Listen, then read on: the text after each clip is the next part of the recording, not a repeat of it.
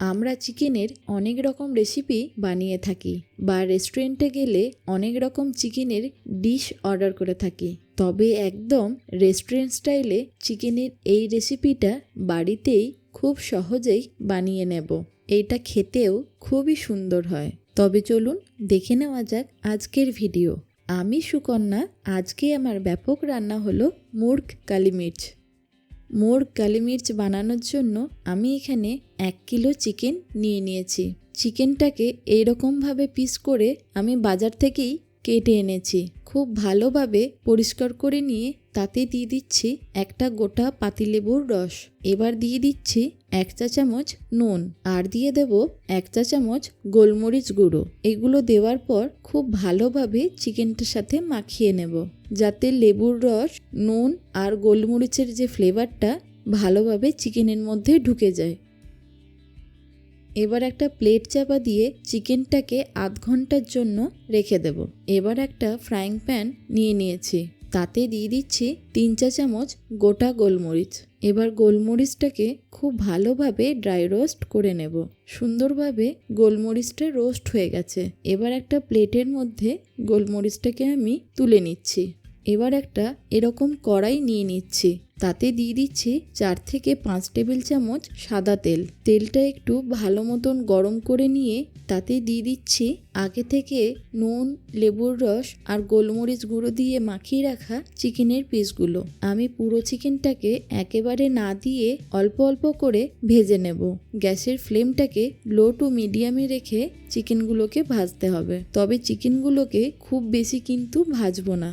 যখন চিকেনের কালারটা এরকম একটু চেঞ্জ হয়ে যাবে তখন চিকেনগুলোকে তুলে নেব। চিকেনটা 30 to 40% পর্যন্ত কুক হয়ে রইল। এইভাবে ধীরে ধীরে বাকি চিকেনের পিসগুলোকেও ভেজে নেব। এবার একটা বড় পাত্রের মধ্যে নিয়ে নিচ্ছি একটা ছোট বাটির 1 বাটি টক দই। এবার তাতে দিয়ে দিচ্ছি 2 টেবিল চামচ বাটার। টক দই আর বাটারটাকে খুব ভালোভাবে মিক্সড করে নেব। এবারে আগে থেকে 30 to 40% পর্যন্ত ভেজে রাখা চিকেনের পিসগুলোকে দইয়ের মধ্যে দিয়ে দিচ্ছি। তার সাথে চিকেন ভাজার পরে যে জলটা বেরিয়েছে সেটাকেও দিয়ে দিচ্ছি। এবার খুব ভালো করে চিকেনটার সাথে দইটাকে মিশিয়ে নেব। খুবই সহজ এই রান্নাটা, যে কেউ অনায়াসে বানিয়ে নিতে পারবে। সব কিছু চিকেনটার সাথে মাখিয়ে নেওয়ার পর একটা প্লেট চাপা দিয়ে 10 থেকে 15 মিনিটের জন্য রেখে দেব। এবার একটা মশলার পেস্ট বানিয়ে নিচ্ছি। আমি একটা বড় সাইজের পেঁয়াজকে এরকম ডুমো ডুমো করে কেটে নিয়েছি আর নিয়ে নিয়েছি 4টে কাঁচা লঙ্কা আর 1.5 ইঞ্চি আদাকে স্লাইস করে কেটে নিয়েছি আর নিয়েছি 18 থেকে 20 কোয়া রসুন। এবার একটা সুন্দর পেস্ট বানিয়ে নেব।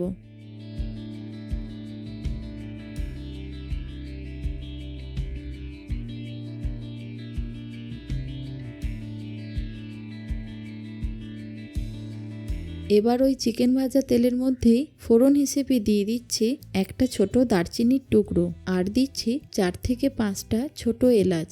এবার দিয়ে দেবো 4 থেকে 5টা লবঙ্গ আর দিয়ে দিচ্ছি 1/2 চা চামচ গোটা গোলমরিচ। তার সাথে দিচ্ছি 2টো গোটা শুকনো লঙ্কা। এবার ফোড়নটাকে খুব ভালোভাবে ভেজে নেব। ফোড়নটা থেকে সুন্দর গন্ধ বেরোলে তাতে দিয়ে দেবো আগে থেকে বেটে রাখা পেঁয়াজ, লঙ্কা, আদা, রসুনের পেস্টটা। গ্যাসের ফ্লেমটাকে হাই করে রেখে মশলাটাকে খুব ভালোভাবে কষিয়ে নেব। মশলাটা থেকে যখন এরকম তেল ছাড়তে শুরু করবে তখন দিয়ে দেব 1.5 চা চামচ জিরে গুঁড়ো, স্বাদ মতো নুন। এবার মশলাটাকে খুব ভালোভাবে আমি কষিয়ে নিচ্ছি। কষানোর পর যখন মশলাটা থেকে এরকম সুন্দরভাবে তেল ছাড়তে শুরু করবে তখন দিয়ে দিচ্ছি 1 চা চামচ গোলমরিচ গুঁড়ো। এবার পুরো রান্নাটার টেস্টটাকে ব্যালেন্স করার জন্য দিয়ে দিচ্ছি 1 চা চামচ চিনি। সব কিছু দেওয়ার পর আবারও খুব ভালোভাবে মশলাটাকে কষিয়ে নেব। আপনাদেরকে একটা টিপস শেয়ার করে রাখি, যত সুন্দরভাবে মশলাটাকে সময় নিয়ে কষানো হবে, রান্নার টেস্টটা আরও বেড়ে যাবে। এবার দেখুন মশলাটা থেকে কতটা সুন্দরভাবে তেলটা বেরিয়ে এসেছে। এবার আগে থেকে ম্যারিনেট করা চিকেনটাকে দিয়ে দিচ্ছি। যেহেতু এখানে দই আছে, গ্যাসের ফ্লেমটাকে লো করে দিয়ে মাংসটাকে কষাতে হবে। ধীরে ধীরে সুন্দরভাবে মাংসটা থেকে জল বেরোতে শুরু করছে। আমি এর আগেই মশলা কষানোর সময় নুন দিয়েছিলাম, এখন আরেকটু লাগবে মনে হলো, সেই জন্য আমি আবার একটু নুন অ্যাড করলাম।